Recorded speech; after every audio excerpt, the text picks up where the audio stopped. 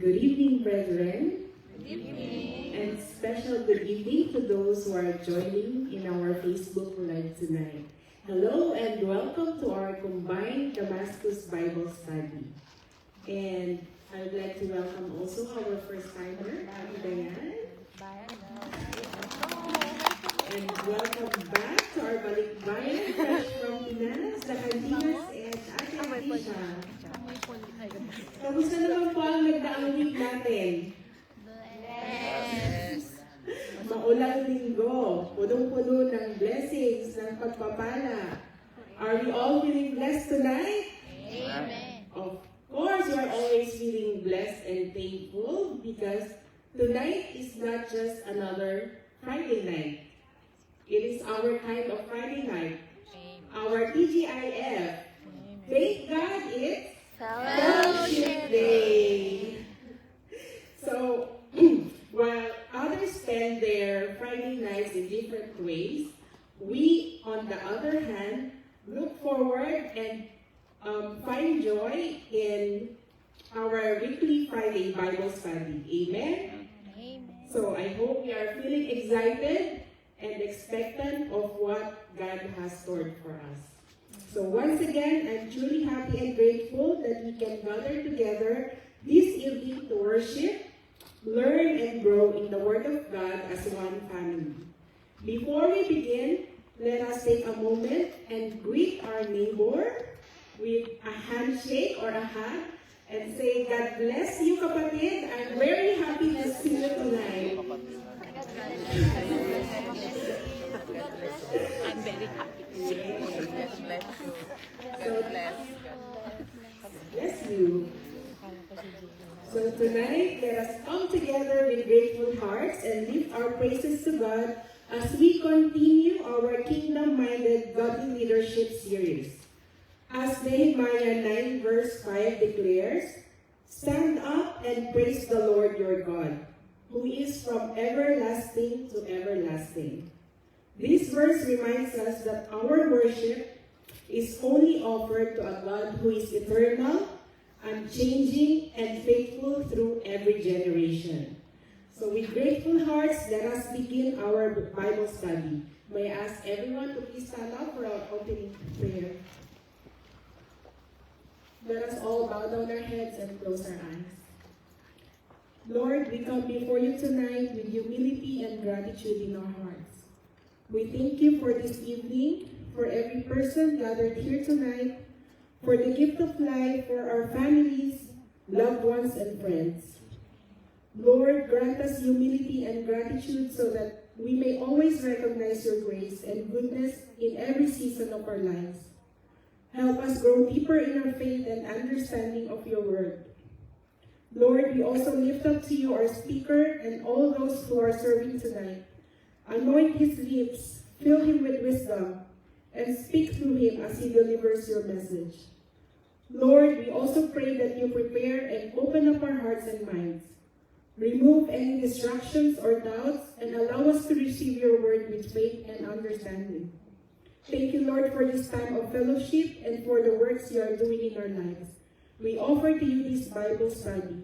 All glory and honor only belongs to you. In Jesus' name we pray. Amen.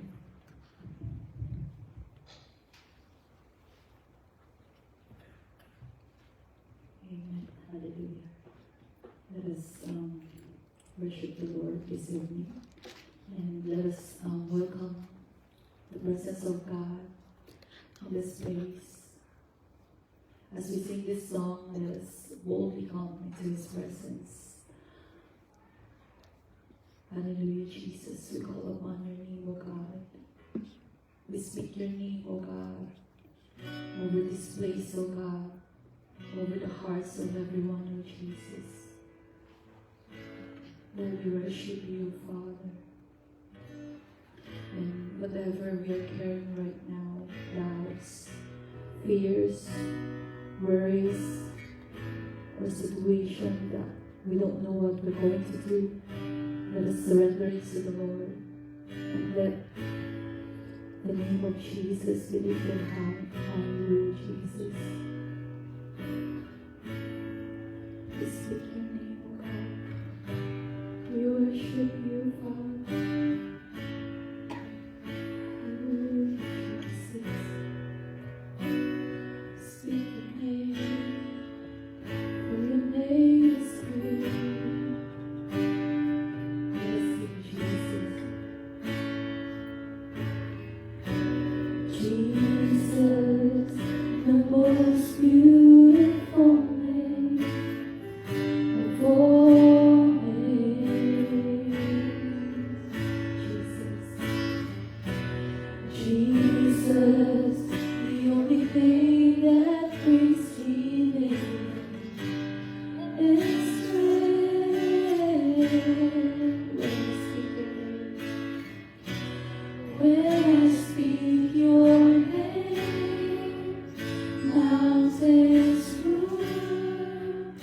Dreams are you.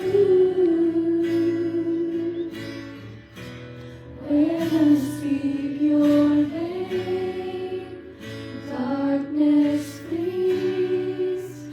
It has no hold on me. Jesus, the most beautiful name that I know. You're the exalted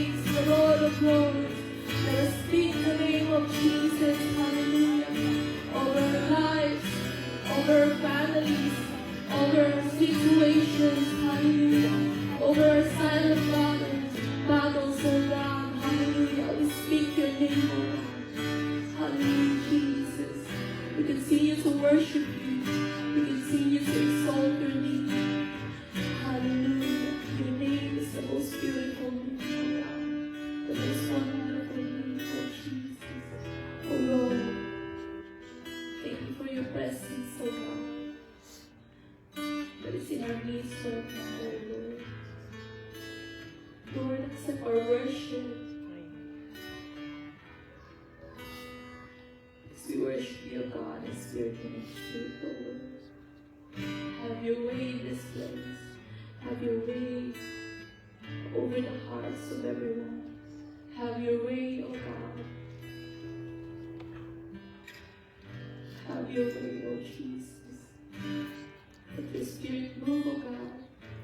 And let your word, oh God, which will be preached tonight, oh God, Jesus, Lord, I pray. Let us speak to our hearts, oh God, Jesus. Lord, we lift you up. We lift you up this evening, oh God. You deserve the highest praise, the highest honor that you deserve. In Jesus' name we pray. Amen.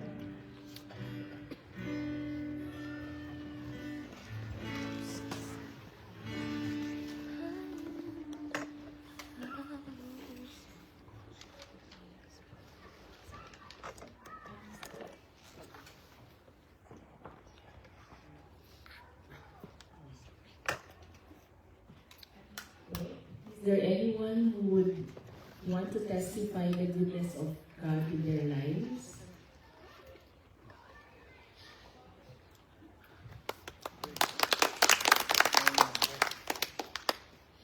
Amen. Good evening sa lahat. Sorry, baka my English is from the Philippines already since 1 month na walang English sa Pilipinas, you know. But I don't want to, hindi ko na patatagalin. Hindi na mag-English. I just want to give you just good report what we experienced in the Philippines. You know, before we go home, I was looking for some places where we can have another evangelism like what we did 2 years ago when we went back there. But I was quite disappointed because the place that we wanted to, that we have chosen didn't allow us. They sent us the email, they said that they would just accept like a donation, but they didn't want us to go there and do what kind of evangelism what we're doing. So, but I think God's plan is higher than our plans. So I think God wanted us to do a different kind of evangelism or planting the seed. So I remember what Brother Reg always say, like always be intentional, be intentional. So those friends that we haven't met for quite a long time already, I had a conviction to contact them, to communicate with them, and I'm glad that they agree. So this one, a couple, because I saw from Facebook that this friend of mine, she was my college friend, and I saw from Facebook that she's already a believer as well. So when I messaged her, I said, can we meet if you are willing? And then she said, me too, I also wanna, like, para kami nag-uusap pala yung puso namin na we want to share our testimonies to each other. Parang ang sabi pa namin, sige, gusto kong ipagyabang si Lord sa'yo. So, when we met, we met in one of the cafe, and then when I was there waiting for her, I really felt that it was the right place because while waiting for her, the cafe was so quiet, and the cafe was playing worship song. And then when she came, and then we were, having fellowship, talking about our experience, and I was also sharing my testimonies to her. And then later on, her husband also came, and I found out that both of them, like the husband was a believer even before, but only her like before during the pandemic, and I found out that she was not baptized yet. So when I shared to her our testimonies, like what I've experienced here in New Zealand, she was motivated. She said that, okay, so, she was also convicted by the Holy Spirit that she and the husband will go for water baptism. And then another couple that we also shared our testimonies, also agreed and was exhorted about our testimonies. So I remember like the parable in the Bible is saying that sowing even just a mustard seed, and that mustard seed can move mountains. So I believe those the testimonies that are that we have sowed to them will grow, and it's God who will grow it. And I also want to share with you every time when we do prayer meetings, we always pray like, Lord, we do our mission here in New Zealand, but how about our families? Can you send people so that they could also minister also to our families? And it was an answered prayer because one of my childhood friend, but she is based in Christchurch. But she also went home, so hindi kami nagkita dito sa New Zealand, nagkita pa ulit kami sa Pilipinas. And I found out that she's already attending a Christian church in Christchurch. And also my families, because we were also trying to minister our families even just on Zoom or just in social media. So when we went there, we were able to bring them again to a Christian church. And my sister, she got an event, and one of her friends, that's the ninang of my niece, the youngest niece. She introduced me to her, and I found out that she is a pastor's wife. And then when we had our conversation, she told me that she'd been inviting my sister and my niece to, to their event, to their church. So, and then I told her, oh, please keep on inviting them. So I believe that it is an answered prayer to God, that while we are doing our mission here, while we are doing what God has asked us to do, God is also sending people to our loved ones, to our families, to also minister to them, so that they will also be like what we are saying, like they will also be safe. Yun lang po, and thank you po, and God be all the glory.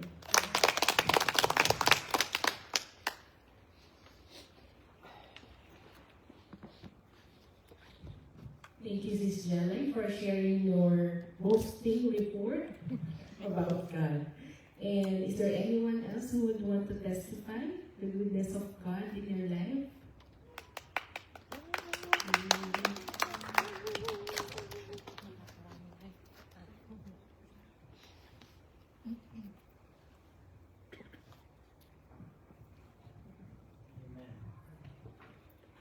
Good evening, Gabriel.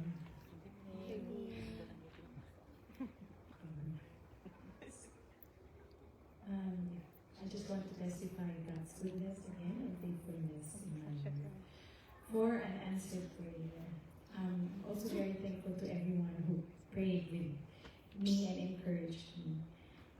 Recently, I was reminded by Pastor Mackie's words, because he visited last time, to move forward, look forward, and trust God. That message, that preaching really spoke to me, because I was struggling with fear and doubt, especially about taking my PTE exam. I kept delaying it. I knew I had to do it, but fear kept holding me back. So, but in John 10:10, it says that the thief comes to steal, kill, and destroy. And Pastor Mackie shared that one of the ways he does this is through fear. And fear steals our peace, destroys our confidence, and keeps us from moving forward in faith. So finally, last Saturday, I took the exam. I felt strengthened not only by the prayers of our brethren, but also by holding on to God's word. But in the middle of the exam, I suddenly panicked.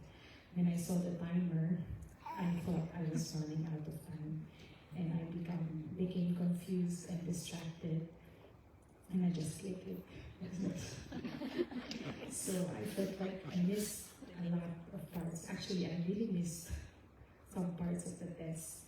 And I felt that it will affect the whole grade and the whole, mark. Yeah. In that moment, I paused and prayed. I asked the Lord to calm my heart and help me focus.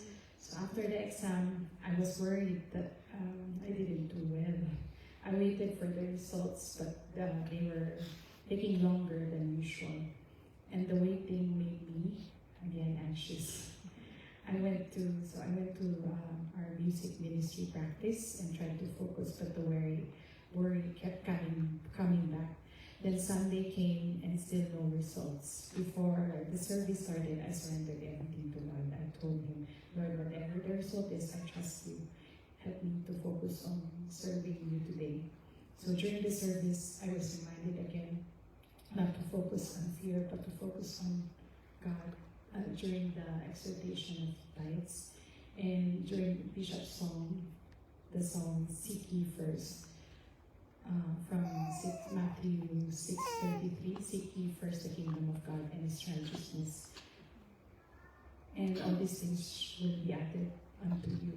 So this verse truly ministered to me and helped me choose to trust Him fully. So by Monday, still had no results. Medyo kinakabahan, but anyway, we keep trusting the Lord. And that night, it changed. Something changed in my heart. I was no longer worried. I remember this word again in Isaiah 41:10. Isaiah 41:10. Fear not, for I am with you. Be not dismayed, for I will uphold you with my righteous right hand. By Tuesday, as I finished praying that morning, I checked my phone and saw that my results was ready. So I logged in with peace and hope in my heart, and by God's grace, I passed the exam. So the Lord was actually truly generous. I didn't just get the passing score, but a high one. Yes. So, this experience taught me that we must take the step of faith first, and God will lead us there. Truly, when we trust in the Lord with all our heart, He is faithful, He is gracious, and He is with us wherever we go. So, thank you, Lord. All glory belongs to God.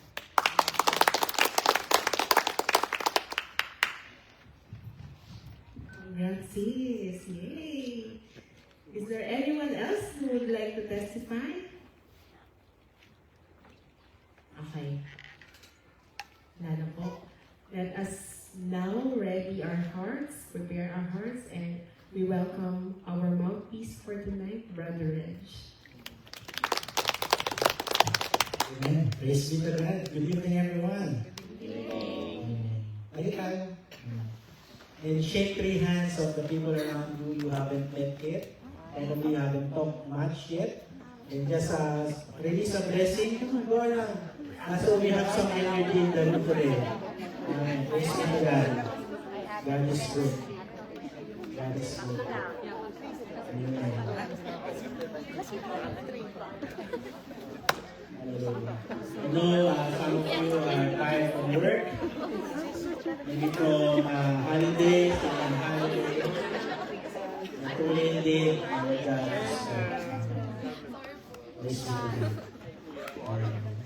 So I can see now some energy in the house of the Lord. Hallelujah.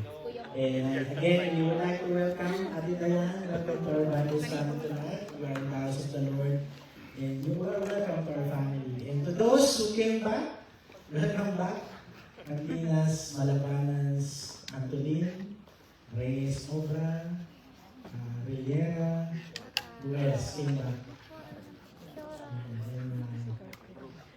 Ahinutas. Praise be to God. So, most of you came back. One family went home.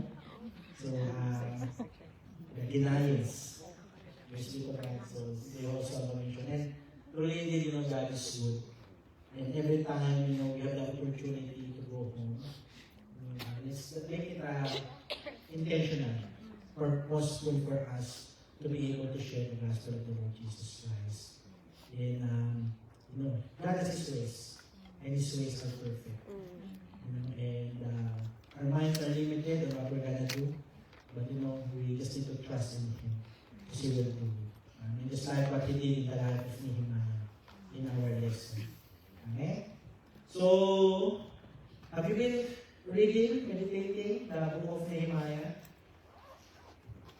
Wala yung energy. I really encourage you, you know, it's a beautiful book. I've been reading it several times, you know, when I start doing the meditation about this teaching. And I learn a lot, or get a lot of revelation from the Lord. And just a recap. So, lesson number 1, Sister Mildred, what is lesson number 1 that we have? We had last week.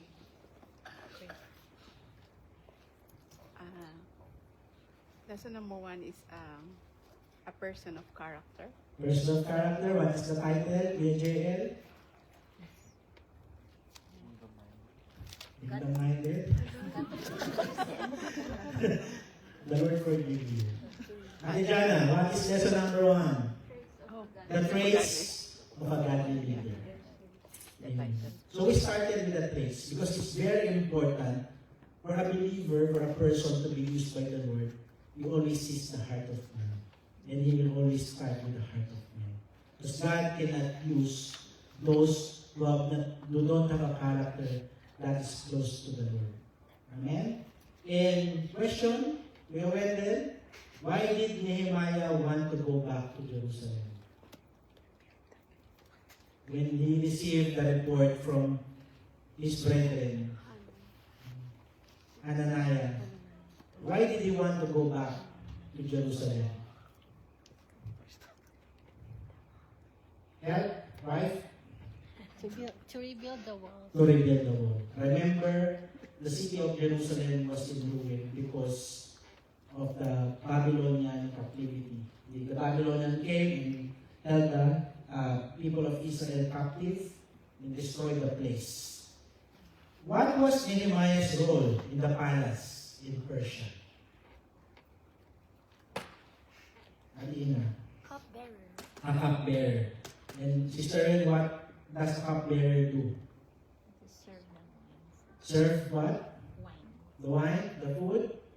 Why is cupbearer doing that?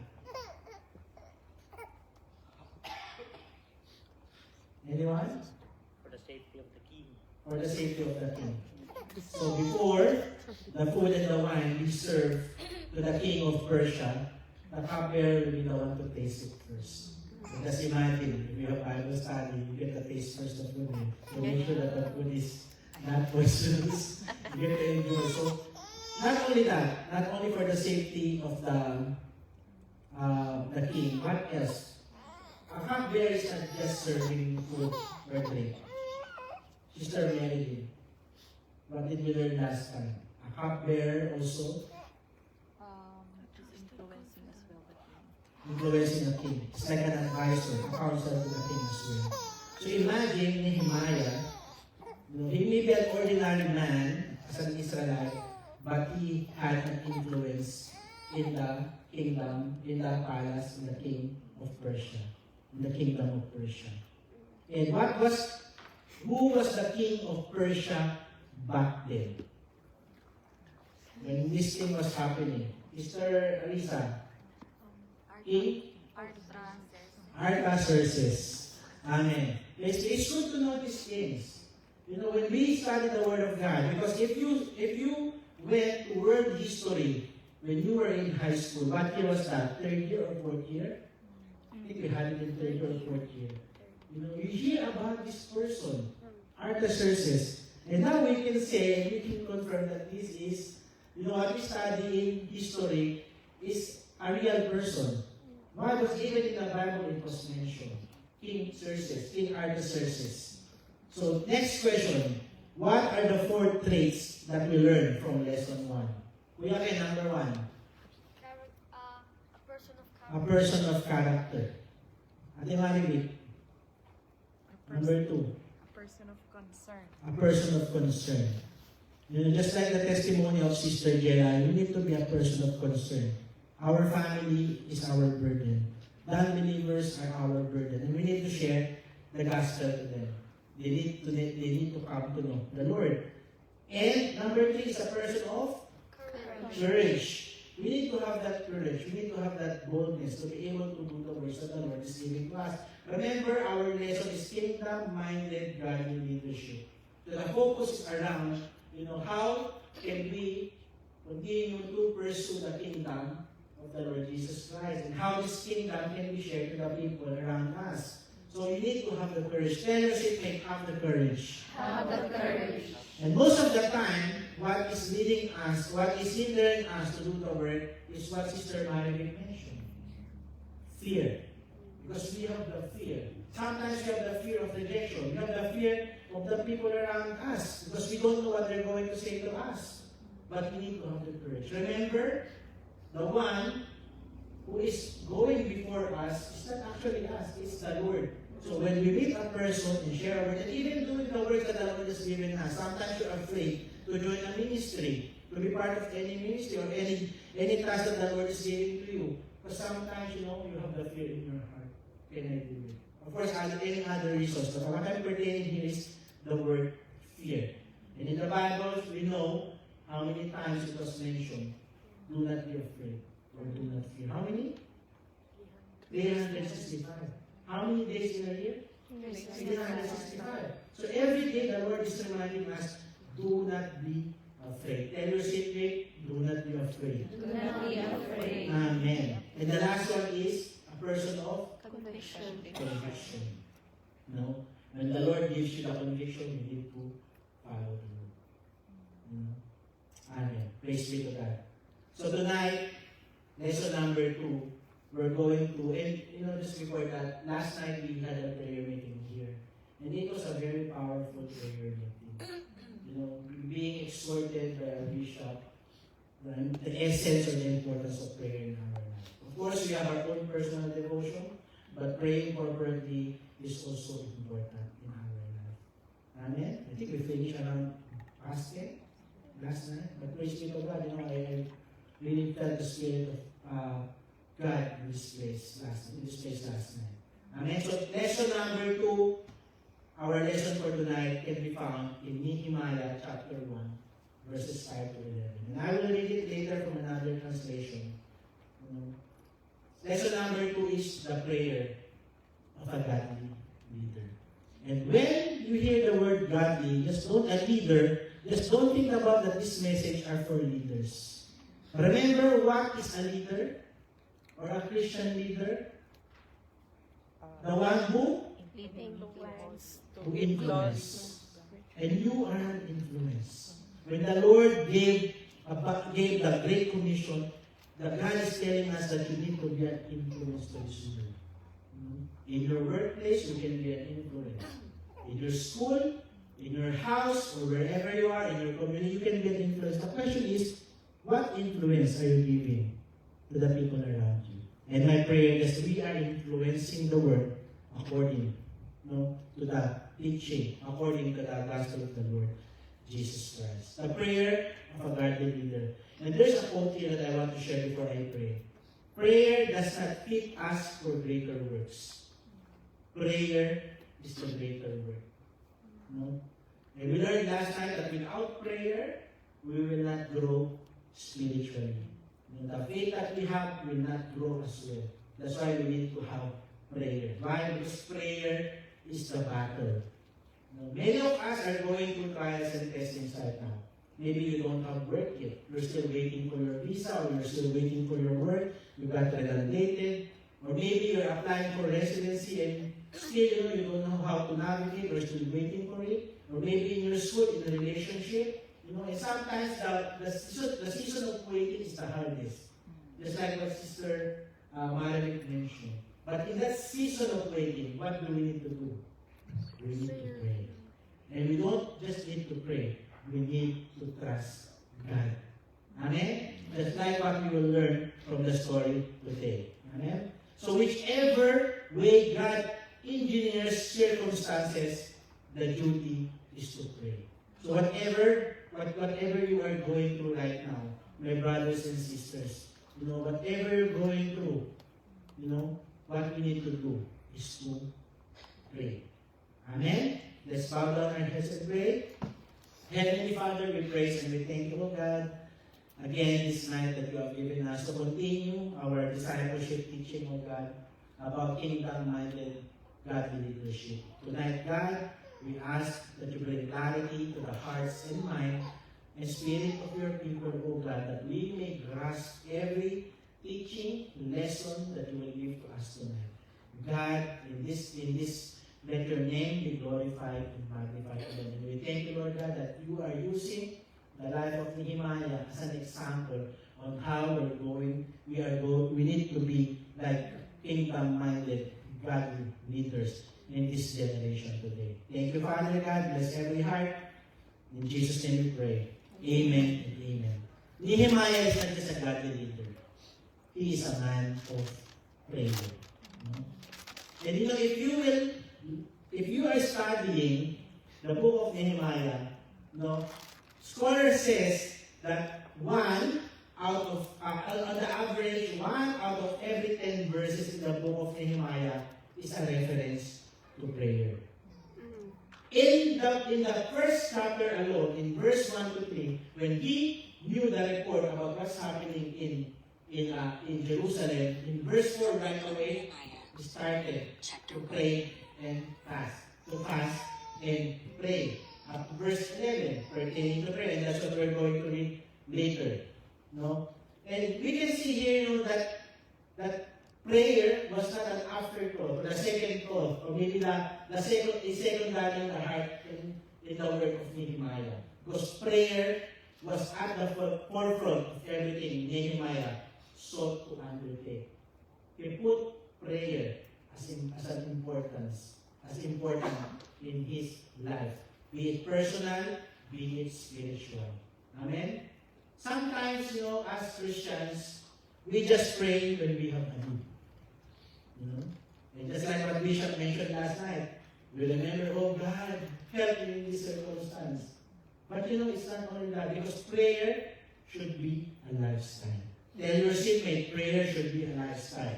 Prayer should Amen. be a lifestyle. One can be successful leader in a society apart from prayer. People can be successful without prayer. But prayer is essential for every believer and for those who aspire to become godly leaders. Just like last night, we are not just praying for our own personal prayers.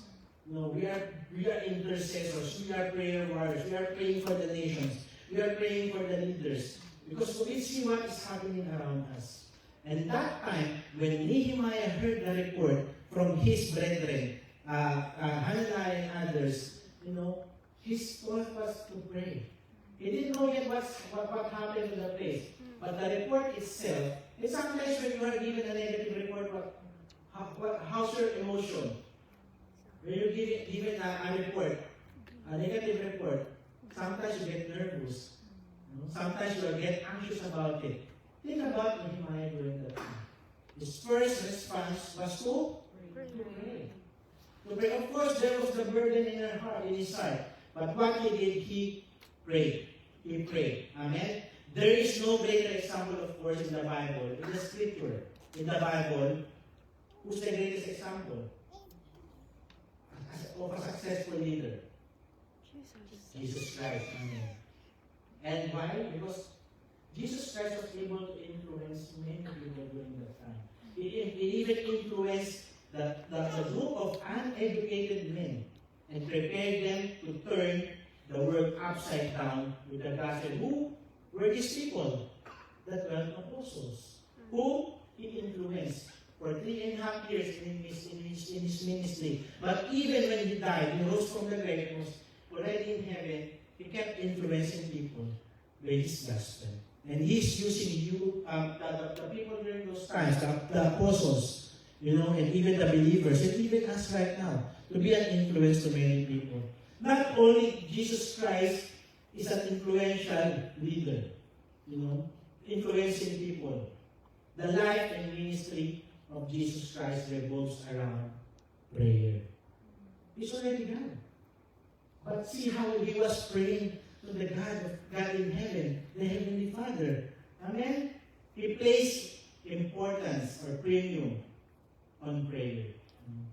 And we see here if Nehemiah and Jesus Christ recognize the urgent need for prayer, surely we as believers should also follow what they are doing, what they did, or they did during those times, Those who aspire to live or to influence within the church and even into the world, we need to commit ourselves into prayer. Amen? We need to be committed in prayer. Amen? And I said Jesus Christ is the example. In Matthew chapter 6, from verse 5 to 14, and it was mentioned as well last night by Bishop, this is a model prayer. The Lord's Prayer. Amen? And this is the pattern, the structure that leads us on how we're going to pray. It's not saying that we need to be repetitive with the prayer, just memorizing it. It's just a guide for us. Because what is important is that we need to have a relationship with the Lord Jesus Christ. When you are talking, to your husband, Kuya Dan, for example, you don't want it's like repetitive, like the same thing, like Lord's Prayer, you're just repeating it. You want to make it personal. When you talk to your husband, when you talk to your wife, to your children, the same thing with prayer. You use that as a guide, but it's important is that we have a relationship and we can just come to Him, and ask, not demand from the Lord. Amen. See, I learned a lot from last night, and I'm also mentioning it today. Thank you, Lord. Amen.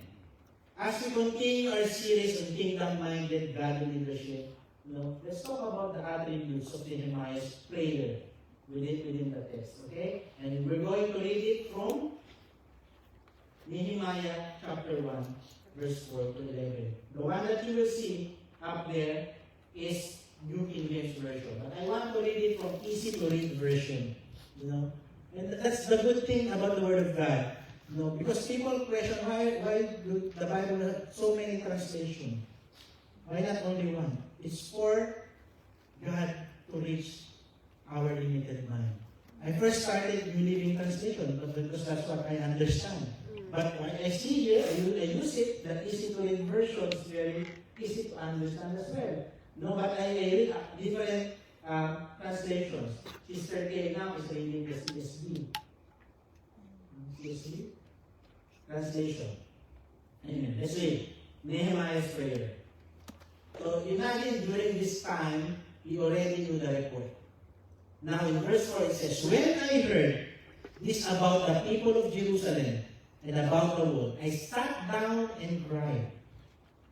I was very sad. See? The emotion of men, the feelings of men. And we can acknowledge that we have that emotion, we have that feeling. But we should not stay on that emotion or feeling. But after, he acknowledged his feelings, he cried, he sat down, cried, was sad.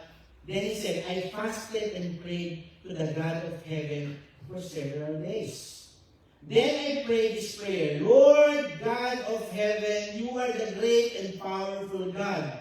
You are the God who keeps his agreement to love with people who love you and obey your commands. Please open your eyes and ears and listen to the prayer of your servant. Prayer, your servant is praying before you day and night. See? He was praying day and night. I am praying for your servants, the Israelites. I confess the sins we Israelites have done against you. I am confessing that I have sinned against you, and that the other people in my father's family have sinned against you. We Israelites have been very bad to you. We have not obeyed the commands, rules, and laws you gave your servant Moses. Please remember the teaching you gave to your servant Moses. You said to him, if you Israelites are not faithful, I will force you to be scattered among the other nations. And I want to relate it to what we have right now. If we are not faithful to the Lord will also scatter us among the other nations. That's why we need to remain faithful, even as a cell group. But if you Israelites come back to me and obey my commands, This is what I will do. Even your people have been forced to leave their homes and go to the ends of the earth. I will gather them from there, and I will bring them back to the place I have chosen to put my name. You know, if you study the history of the Israelites, the grace and mercy of the Lord from the Egypt to promised land, you know, God had been was very faithful to them. But still, they went back to their own life. You know, and going to the time of Joshua, and even in the time of the Judges, you know, we see the deliverance that God gave to these people. But still, you know, they still went back to their own grace. And we will also learn from this story what happened in the end. You know, in the next sessions that we will have. So what verse are we now? 10. The Israelites are your servants and your people. You use your great power and rescue them. So Lord, please listen to my prayer. I am your servant. We see the humility. And the next lesson, I believe, is the humility of a godly leader. Please listen to the prayers of your servants who want to show respect for your name. You reveal the name of God. You know I am the king's wine servant, so please help me today. Help me as I ask the king for help. Give me success and help me to be pleasing with the king. So after hearing the report, he prayed. Amen? He prayed. After being aware of the situation in Jerusalem, in verse 4, Nehemiah prayed and fasted, not only for one day, for many days. You know, and we need to put importance in prayer and fasting. Amen? And at times, you know, the church calls for prayer and fasting, but if the Lord gives us conviction, you know, us individually or even yourself, and you are, you know, seeking the Lord, when He asks you to pray and fast, do it. Amen. Do it for Him.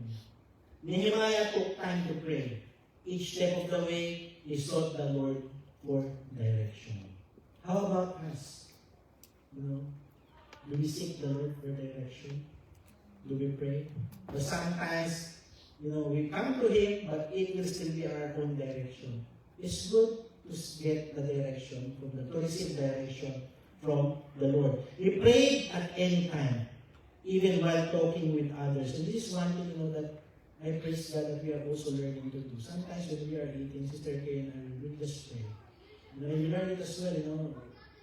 Our Dr. Bajat is just praying anytime. You know, if the Lord, you know, leads us, let's continue to pray. Anywhere we are, let's pray. You know, he knew that God is always in charge, is always present, and hears and answers prayer. And you know what? I want to ask you, why do you think Nehemiah could confidently pray to God?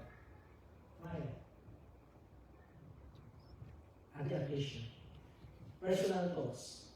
Why do you think Nehemiah, you know, can confidently come to God? Because he has faith.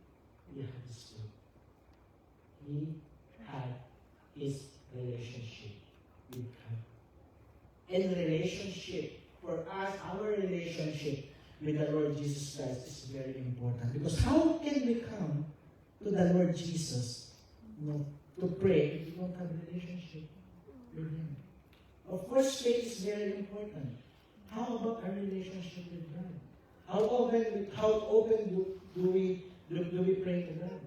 To seek His guidance, to pray to Him for what we need, you know, for thanksgiving, for adoration, for contrition. How many times? Or do we just remember God, just like what I said earlier, when we have problems? Because here, you know, what I see is, he knew the situation of Jerusalem, you know, and he can just pray, God, you saw the situation of this and that. But no, he already had a relationship. That's why it was so easy for him to come to God in heaven in prayer. Or he can just even say, I don't mind. I'm already a cupbearer here in Persia. I don't know what's happening with them. But he had compassion. Remember we talked about compassion last week with the people of Israel? Because these are his fellow men. Amen? So number 1, 4 things I'm going to mention today. Oh, please remember this. Amen. So before that, we understand that Nehemiah was an intercessor. He was a prayer warrior. He's a watchman on the wall. He was praying not only for his own needs, he was praying here in this story for Jerusalem, for his fellow men. Amen. Number one, a prayer of recognition.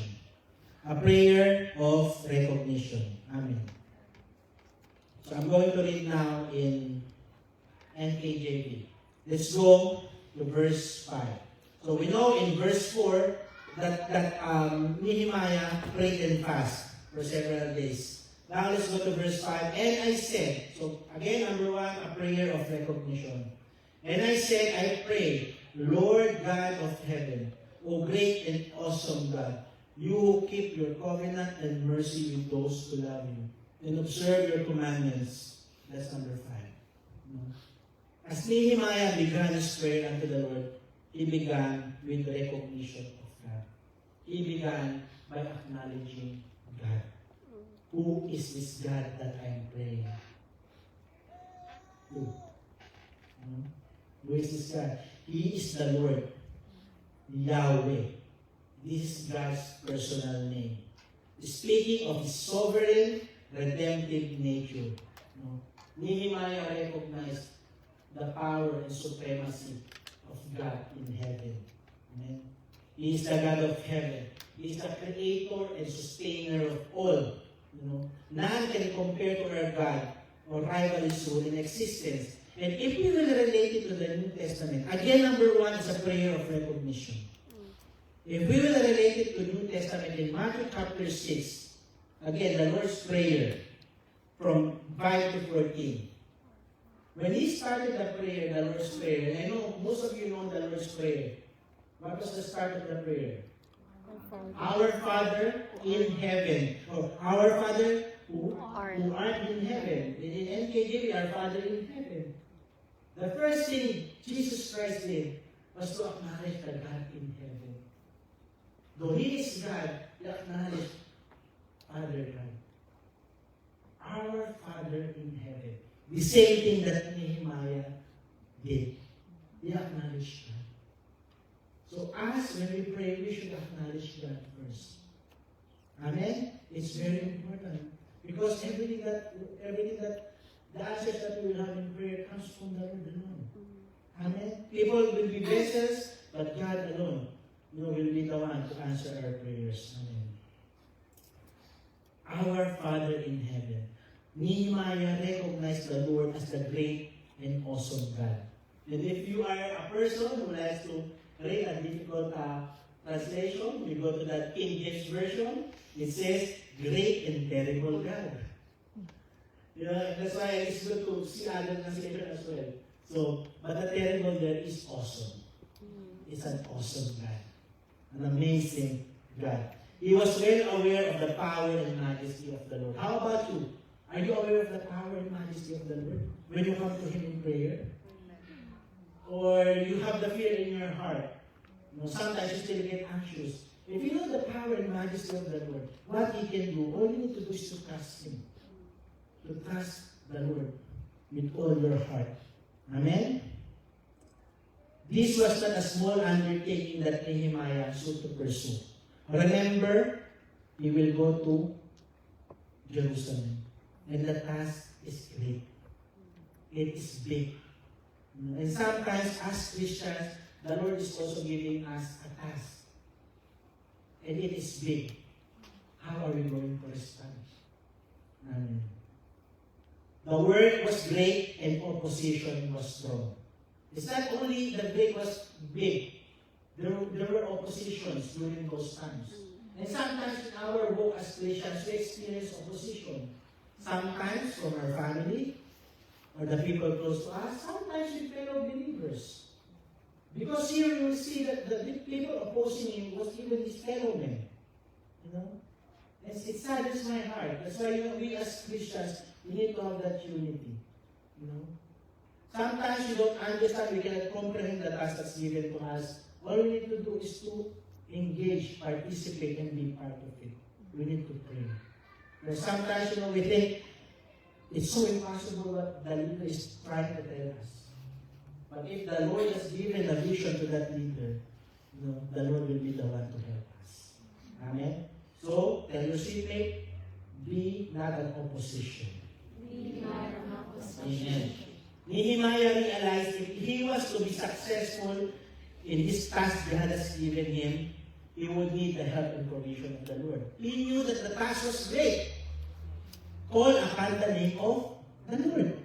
That's what we need to do. You know? And sometimes what we do as people, we try to do it our own self. You know? We try to resist what God is telling us, we try to do our own.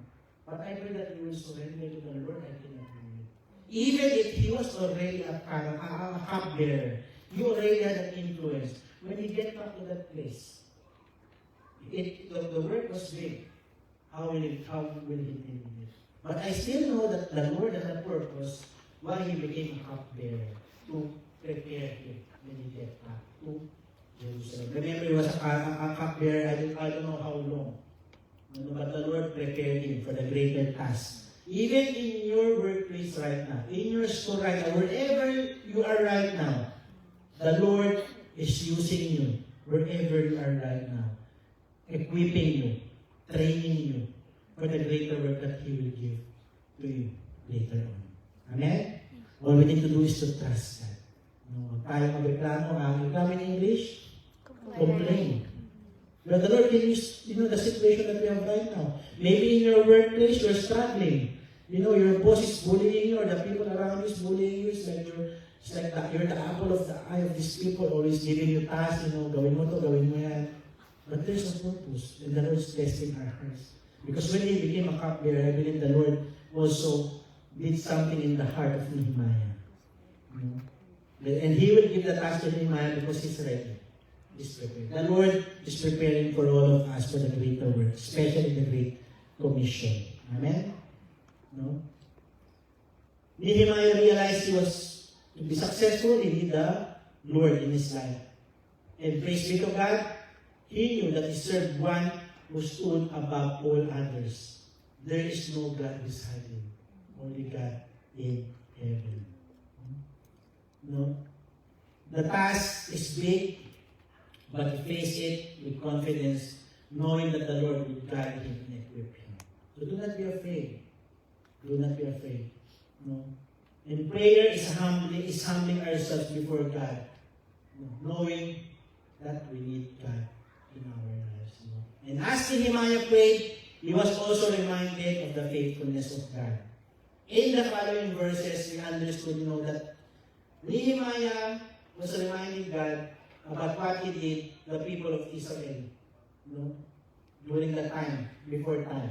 And he will be mentioned, I will be mentioning some verses. I don't know if it's this lesson or next lesson. He is the God who keeps His commandment and extends mercy to those who love Him and keep His commandments. What was God's promise to them? I will bring back remnants. From the exile, when they were held captive by Babylonians and now Persians. But the promise of the Lord was, I have remnants and I will bring them back to Jerusalem.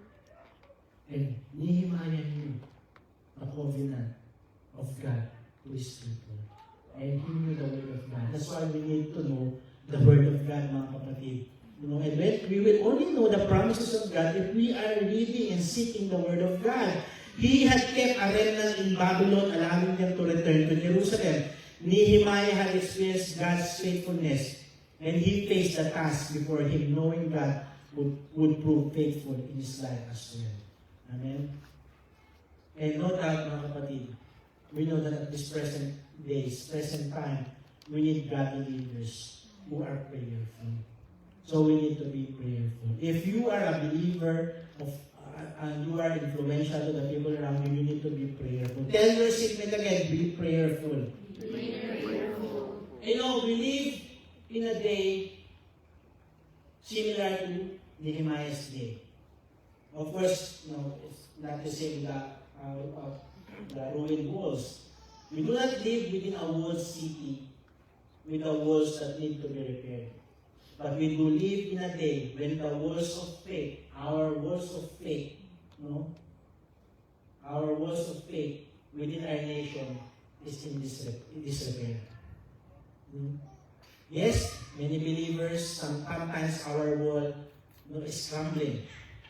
And I hope we will not be just like we will not be like the walls of Jericho that we will, stumbling down and down. We need to have a strong foundation, a strong wall in our faith.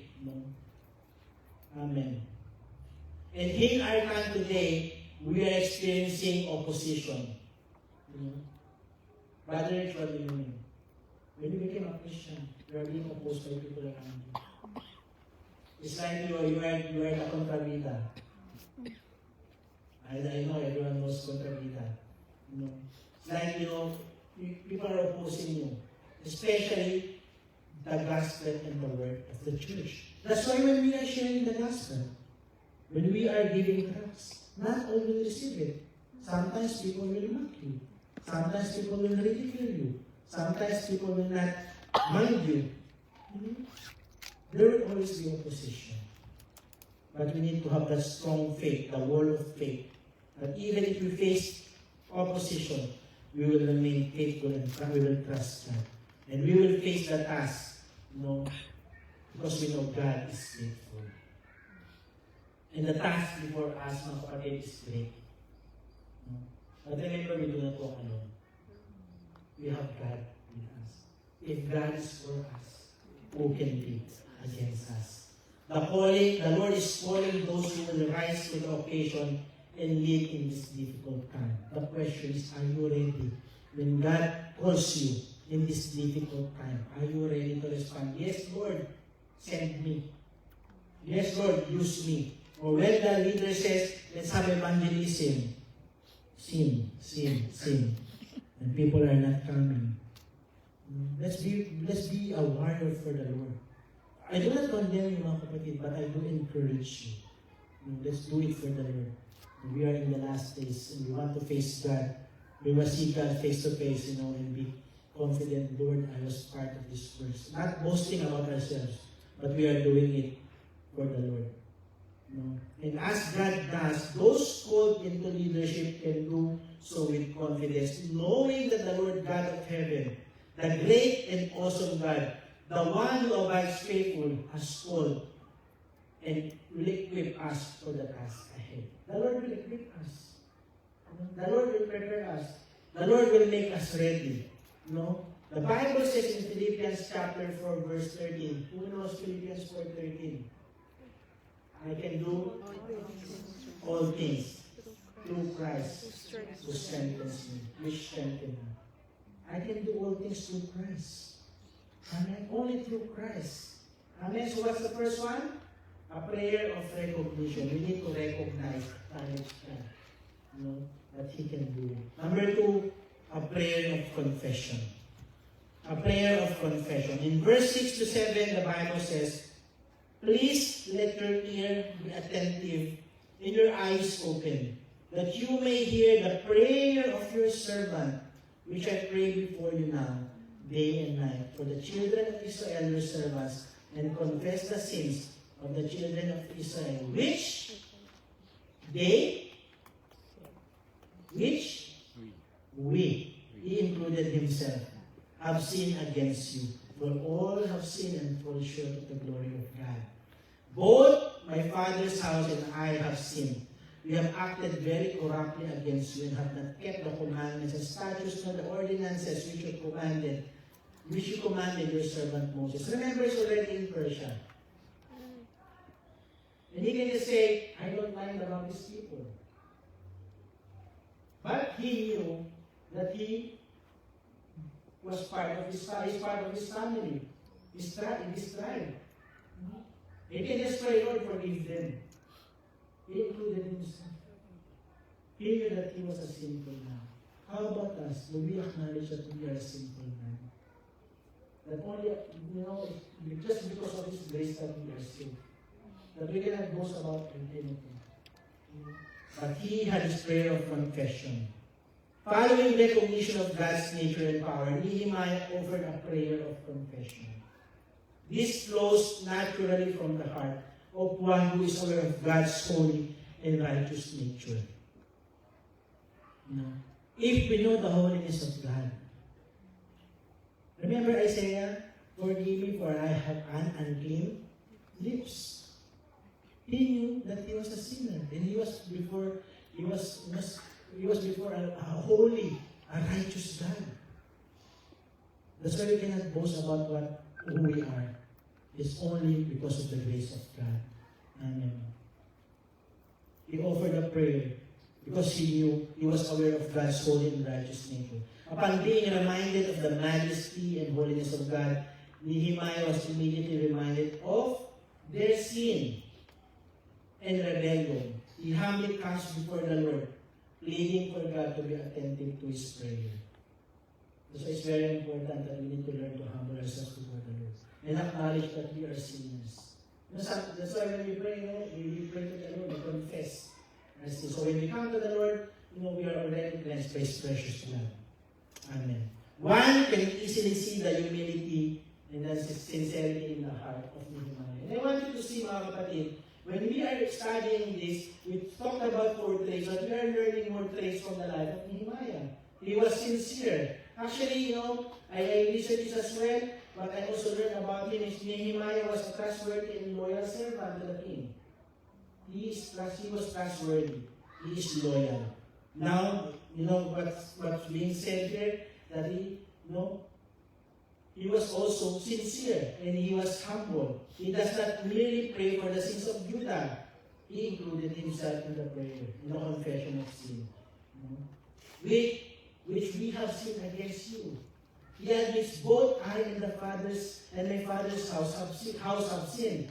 He admitted the rebellion against God and the refusal to keep his commandments. And what do I want to impart here now? I said earlier that the Israelites, they keep going back to their old ways. How about us? We are in the fallen nature. And sometimes it's just so easy for us to go back to our old ways. Right? Today we are faithful, maybe tomorrow you are slightly faithful. And maybe like what my sister Linda was saying before, we're coming to the Bible study, 70% I'm coming on. We need to be 100% sure about our relationship with God. Sometimes we become weak in our faith, but we need to trust God. Amen? It should not be a roller coaster relationship with God. It should be, a journey that is 100%. That we will focus our eyes on the Lord Jesus Christ. Regardless we encounter trials and testing in our lives. Amen. He was aware that they had grieved the Lord and offended him by their sin. Nehemiah knew God would not bless his endeavors or his works that he will do with unconfessed sin in his life or the lives of the people. That's why, mga kapatid, listen to this. We heard this as well last night. If we have unconfessed sin, if we have what you call that, the bait of Satan, offense with other people, and we pray to God, do you think God will hear us? We need to confess everything to the Lord. Humble ourselves before the Lord, and ask what we want to ask before the Lord. Because if we continue to sin before God, how do you think God will hear us? I'm not being righteous here. I'm also a sinner saved by grace. But we need to come to the Lord, confess our sins, for He is faithful and just to forgive. That's what the Bible says. Amen? Hallelujah. You know what? Genuine prayer. If you are genuine in your prayer, it will lead to confession of sin when you come to the Father. Because everything the Lord can see. We cannot hide anything from the Lord. This is everything. So when we come to Him, we confess, God, I am naked before you. You know everything about me. I ask and pray that you forgive me of my sins and cleanse me with your precious blood. Amen. Like Nehemiah, when we enter the presence of the Holy One, we become aware of His righteousness and our lack thereof. That's a Bible verse. We are humbled before the Lord in genuine prayer. Just like what I mentioned about in Isaiah chapter 6 verse 5. Isaiah chapter 6 verse 5. Let's read it. Isaiah chapter 6 verse 5. This is Isaiah. So I said, can we go to verse 4?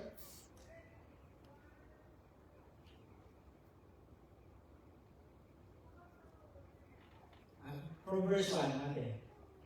I want to read this context so we will understand.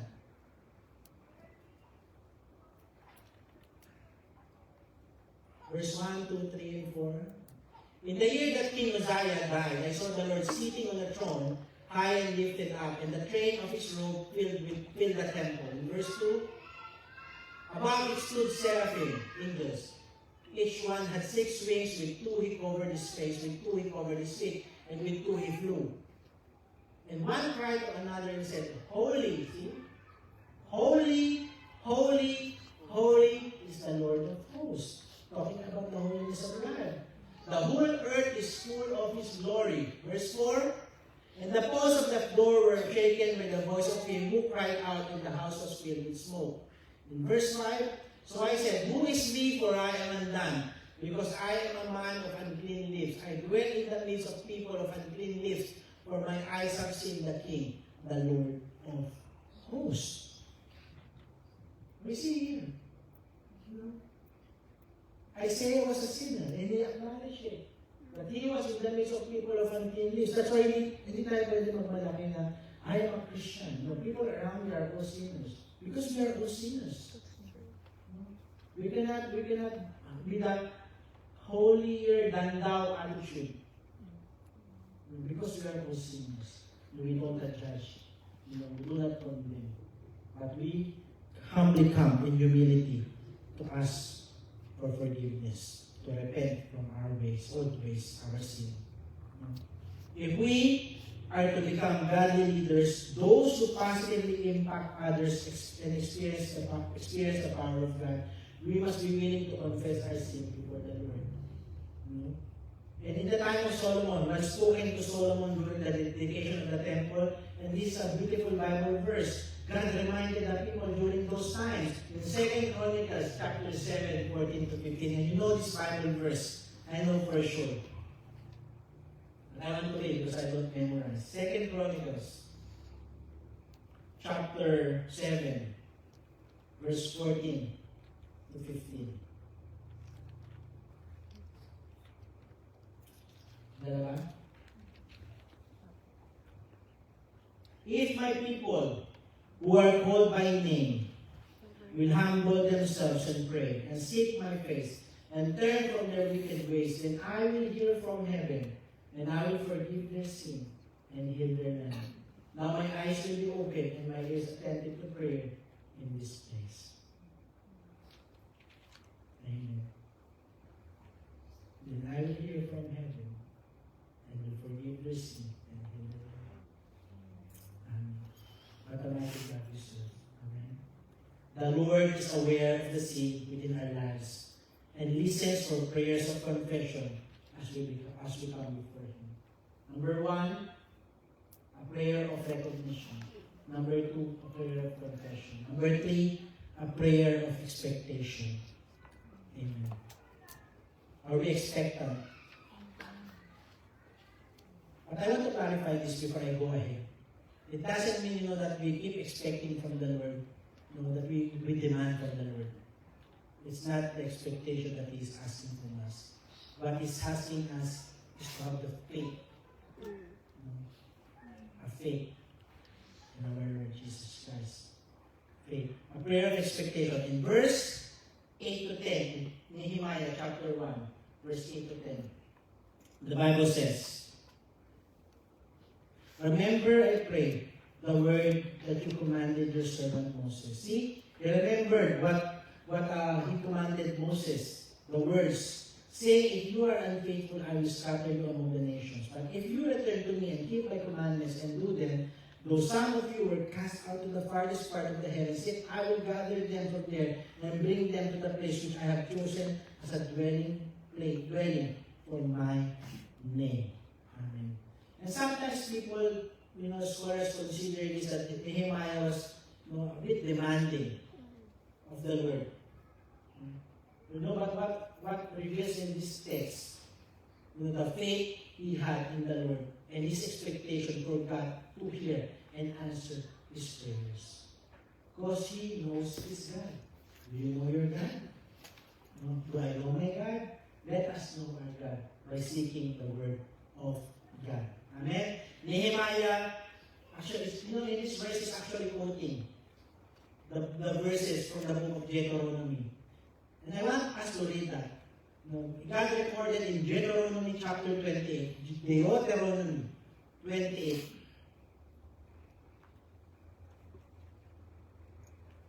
(63 to 67). Let's start it now. Deuteronomy 28, 63 to 67.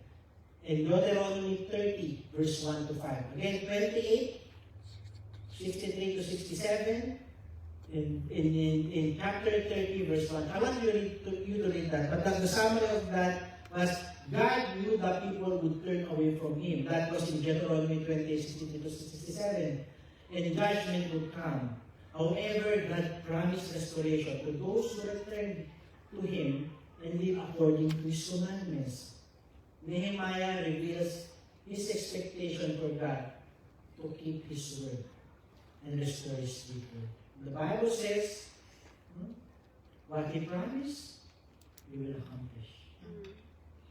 And the promises, you will see in the Word of God. Had Nehemiah not been confident in the Lord's promises, trusting by faith to provide, he would never have left the palace of the king. If he did not know the promise of God, he can just stay in Persia. Oh, I'm living my good life here. I don't mind about these people. And I hope we will not be like that. No? I'm all good now with my life. I don't mind about other people anymore. That's why, he was a person of concern. Because we need to have that burden in our hearts for our brothers and sisters in Christ. We need to continue to pray for them. We need to show love and compassion to them. Amen. Hallelujah. We must be a people of faith, expecting God to keep His word and move in our lives and circumstances. In fact, mga kapatid, all we have is our faith in God. That's all that matters. Our faith in God. I hope you will agree with that. That is very important. If we cannot trust the Lord to keep His word and meet our needs, our faith is in vain. That's why when you ask of the Lord, you need to have faith. When you ask of the Lord, after your prayer, you start getting anxious and this and that, you need to renew your mind. You need to trust God. Because His ways and plans are perfect. Of course, acknowledging that we have emotions. We still experience our emotions, but we need to trust God. That's why in those times that you are feeling anxious, feeling nervous about things, being impatient, you need to come to God in prayer. Amen. You need to come to God in prayer. We are saved by grace through faith. By faith, we trust the Lord for forgiveness of sin and eternal life beyond the grave. Striving to lead others and accomplish the task God has given us is no different. Listen to this. Godly leaders must be people of faith. You cannot say that you are a godly leader if you don't have faith. Faith is a requirement. It is essential. Amen. Godly leaders must be people of faith, those who pray in faith, fully expecting God to answer our prayers and that He will work in our behalf. Amen? Because apart from expectant faith, mga kapatid, our prayers are nothing more than mere words spoken. If we don't have faith and we are praying to the Lord, these are just mere words spoken. Nothing will happen. I'm not here to judge, but we need to come to God. We need to have a relationship with Him. If we cannot believe God to act in our lives as He has promised, then our faith is in vain. We need to believe in God. We need to trust God. Amen. We need to have faith in God. Even in what circumstance that we have right now. And we need to pray in faith. Very important. Tell your seatmate, pray in faith.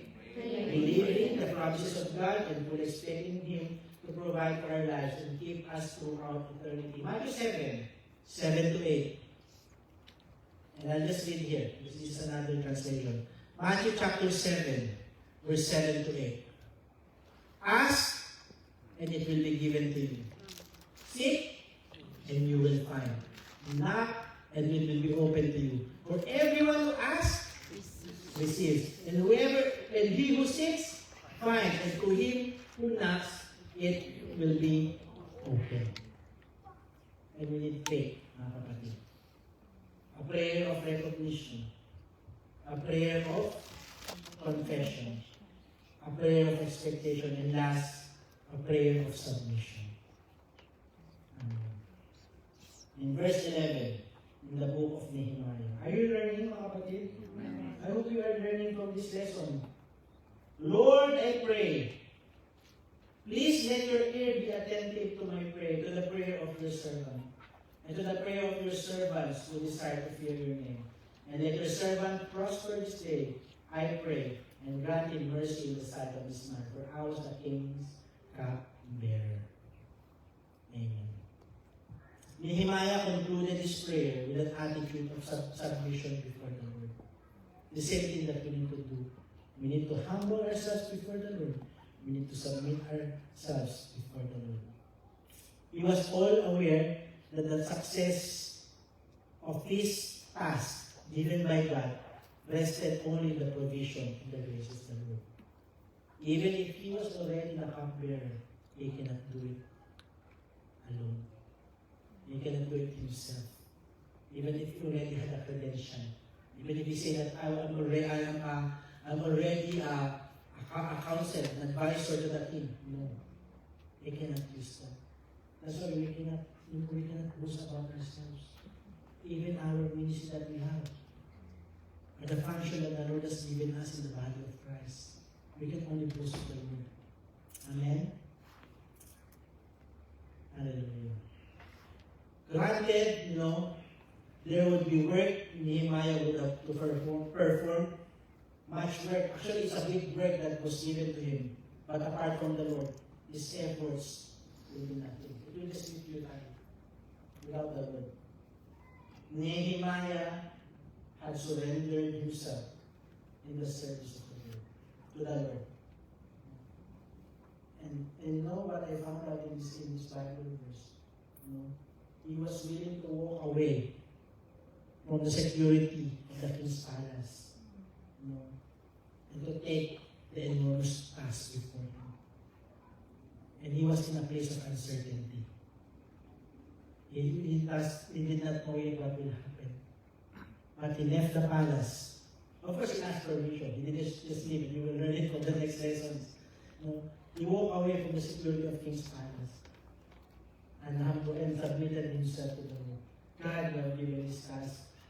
I humble myself before you. I submit to you. Do it your way. Amen? No. Because as revealed in the next chapter, in chapter 2, Nehemiah was aware of the potential. And listen to this. He was serving Artaxerxes. Do you think it's easy for him to just say to Artaxerxes, I'll go back to Jerusalem. Can you please let me go? No. Remember the time of Moses? Let my people go. How many times? How many plagues? And just imagine, this is the king of Persia. More powerful than Babylon. It's just so easy.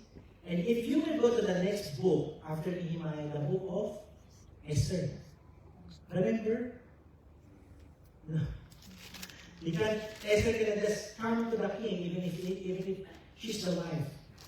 Because if there's no permission for her to come to the palace, inside the palace, or wherever Artaxerxes was during that time, he will be killed.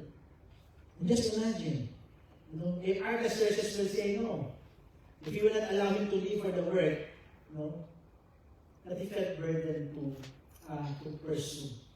Not only did Nehemiah need the Lord's help and provision for the work in Jerusalem, he would need the Lord to touch the heart. And listen to this, God can touch the heart of men.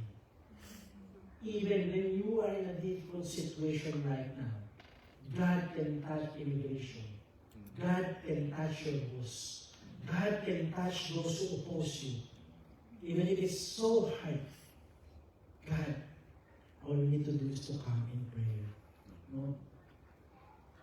God, He would need the Lord to touch the heart of Artaxerxes to allow him the freedom to pursue the word. All of this rested in the provision of the Lord. Nehemiah had surrendered to the Lord, but needed his heart to actually engage in the work of Jerusalem. Mga kapatid, if you are going through trials and testing, God can touch that circumstance. All you need to do is to come to Him in prayer. Amen? Nothing is impossible with God. The God that Nehemiah served is the same God that we are serving. If God touched the heart of Artaxerxes, God can touch the heart of the people around you as well. Amen? Even your family members who are still unbelievers, even my family members, we need to come in prayer to the Lord, and we need to be consistent, persistent prayer. Amen. There is much the Lord desires to accomplish in regard to kingdom. And I'm talking about kingdom work because this is kingdom-minded, godly leadership. In kingdom work of God, He is not dependent upon man to accomplish divine purposes. Because He is already God. Remember? But He delights in and chooses to use people as Christians to accomplish much work of His work here on earth. He is using us as His vessels. Amen. In order to be effective godly leaders, we must be willing to trust the Lord and to provide while fully surrendering our lives to the work He chooses. People may think, that Nehemiah already lost his mind, stepping away from the palace, from his position. But Nehemiah, listen to this, yet Nehemiah understood he was leaving a position. Listen to this, very important, if you want to write it down. Nehemiah understood he was leaving a position with the king to pursue the work of the King of Kings. Amen? Nehemiah understood he was leaving a position with the king to pursue the work of the King of Kings. That even if we leave, what we are doing right now, and come to the evangelism, the words of God, the Lord knows everything, and He will help us. As we submit our lives unto the Lord, in service to Him, we need to be reminded of His sovereign nature and awesome power. Amen? Every need, listen to this, every need He will supply. My God shall supply all according to and through Jesus Christ. Amen. Hallelujah. Praise be to God. Listen to this. We are never more secure than we are totally surrendered to the will of the Lord. The will of the Lord. Hebrews 10, 21, 23, and I will close. Hebrews chapter 10, verse 21 to 23. And I will close. Amen. And having a high priest over the house of God, let us draw near with a true heart in full assurance of faith, having our hearts sprinkled from an evil conscience and our bodies washed with pure water. 23, let us hold fast the confession of our hope without wavering, for He who promised is faithful. Amen. Praise be to God. In conclusion, mga kapatid, Nehemiah, in verse 4, fasted and prayed for several days, expressing his sorrow for Israel's sin and his desire that Jerusalem would again come alive with the worship of the one true God. Nehemiah demonstrated the elements of effective prayer. And I pray that we will also have that. Number 1, praise. Number 2, thanksgiving. Number 3, repentance. Number 4, specific request. Number 5, commitment. If you did not get that, watch the video. Again, praise, thanksgiving, repentance, specific request, and commitment. And you know what, mga kapatid? Heartfelt prayers, or genuine prayers, prayer that comes from the heart, can help clarify things. Number 1, any problem you may be facing. it will be clarified when we come to God and with a genuine heart and prayer. Number two, God's great power to help you and to help you. Number three, the job that you have to do. He will give direction. He will give instruction. Amen. And by the end of his prayer time, Nehemiah knew what action he had to take in Nehemiah chapter 1, verse 11. When God's people pray, difficult decisions fall into proper perspective and appropriate actions follow. And Nehemiah is a great example of a godly leader. He was a man of character. He was a man of prayer. And these attributes that we learn from last week today, character and a man of prayer, mga kapatid, allow him to influence others in positive, effective ways. And we will continue to learn from lesson 3 to lesson 6. Now the question is, has the Lord placed you in a position of influence? And I hope all of us in position, in a position of influence. Are you a leader, a person, a Christian committed to prayer, seeking the Lord from a pure heart and depending solely upon Him? Are you willing to surrender your life to Him?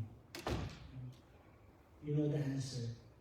If you can't commit to prayer and submission to the Lord, if you can't, you cannot lead and influence others.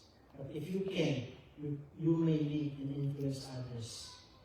Because if you can't, your leadership will be lacking.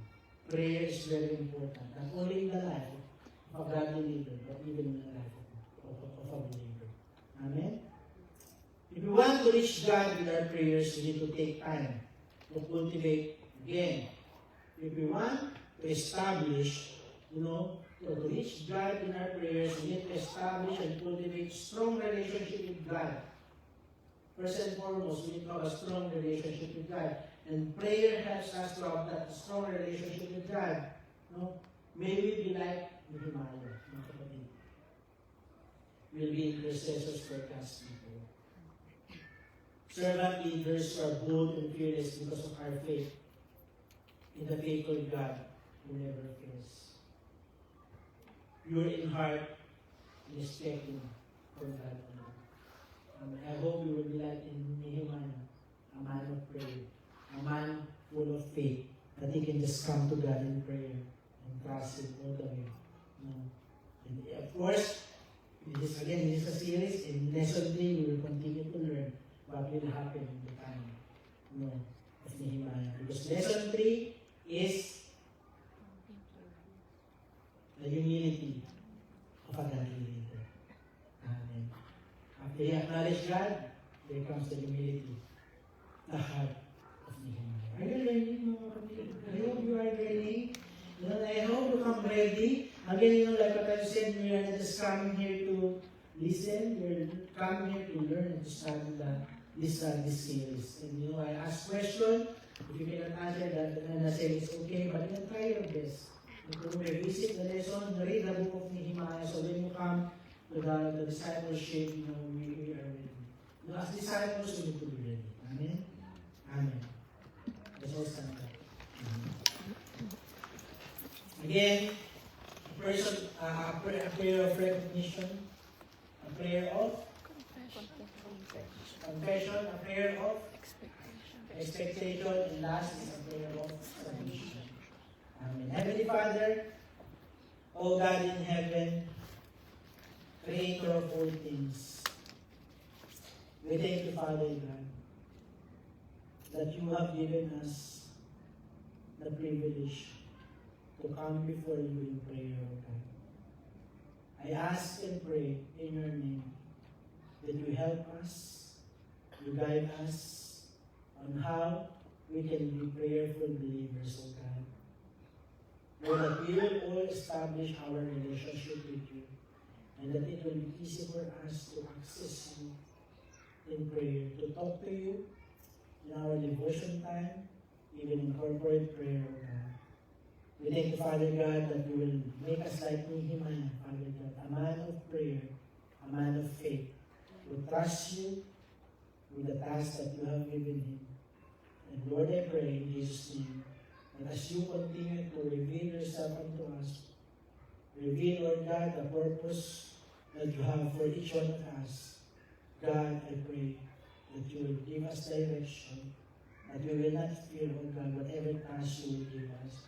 For we serve a powerful, a mighty, and awesome God. God, whatever task we may face in life, or even the circumstances, challenges that we are experiencing right now, God, you are a faithful God. You have said it in your word, that you have promised, you will accomplish, O God. So I pray in Jesus' name, that your people, Lord God, have a steadfast faith, that we will have this faith, Lord God, that even as small as a mustard seed, if we say to this mountain, be moved, it will be moved, O God. We will not be afraid. We will just follow your lead. Holy Spirit, help us to do this task. If we cannot do it alone, we only boast of your name, and your name is Jesus Christ. Thank you for the life of this brethren, O God. Continue to empower me as I disciple them, O God. It's only by your grace that I can do it. But my prayer, O God, that every lesson that they are learning, Lord God, it will be applied in their lives, O God. And that you will raise them up as next godly leaders who will be an influence to this fallen generation, O God. Thank you, Father God, for keeping our brethren safe coming back to New Zealand and those who went back home, O God. We thank you, Father God. We thank you for this land of New Zealand, this time, Lord God, that people experience storm and flooding, O God. God, I know you are speaking to this nation, and I pray that this nation of New Zealand will come back to you and acknowledge you that you are the Lord God and Savior at this time. We thank you, Father God, cover everyone with your precious blood. Lord God, even comfort to those families who lost their loved ones from you, and speak to their hearts that they may know that there is someone who can help them in this situation, God. We thank you, Father God. We honor you, we praise you. We give you thanks, adoration. In Jesus' name we pray. Amen. Amen.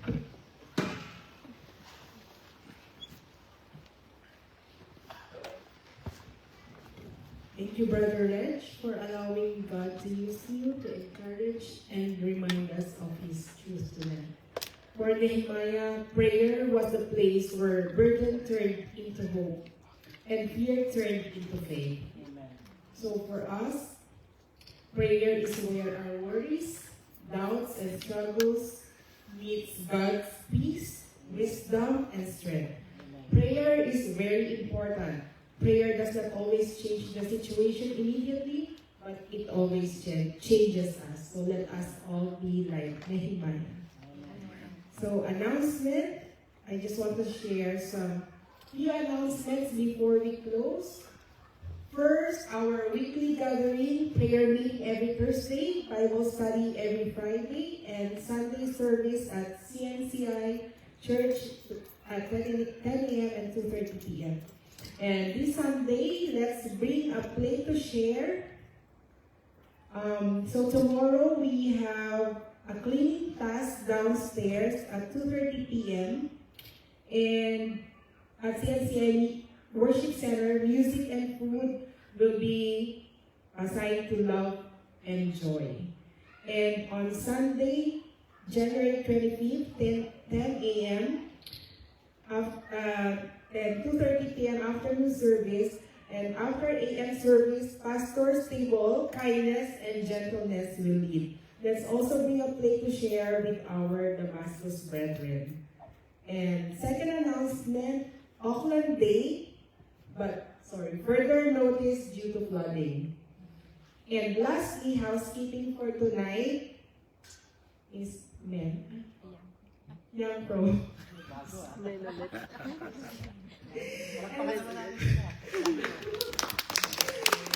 And to our online viewers, thank you for joining us tonight. We love you with the love of the Lord. See you again next week. Peace be with you all, and God bless everyone. Let's go downstairs.